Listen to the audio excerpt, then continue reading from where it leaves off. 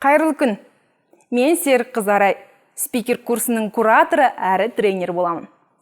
Сіздермен алдағы видеода пайдалы ақпараттармен бөлісемін.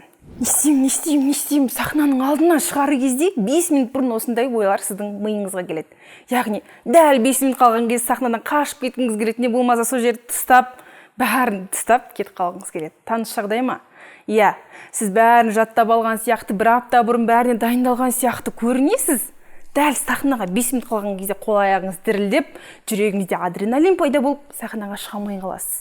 Не үшін екенін білесіз ба? Сіздің тек сөзге, жаттанды сөзге мән бергеніңізде. Яғни, дайындық, сахна алды дайындық деген ол жаттанды сөз емес.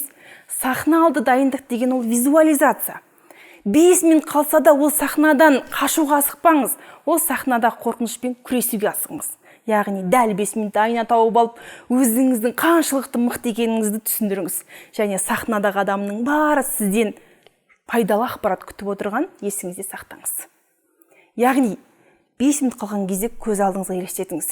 Бәрі сізді молодец, жарайсың, осы ақпаратты күтіп едің деген сияқтыларды елестетіңіз. Бәрінің шапалақтарын елестетіңіз. Шатаспаңыз. Жаттанды сөз маңызды емес. Ол сөздің сіз өзіңізге сіңіріп, соны көз алдыңызбен керемет айтқаныңызға сендіру, яғни мына миды сендіру. Сіздегі қорқыныш өзіңіз сенбегеннен кейін пайда болатынын ұмытпаңыз.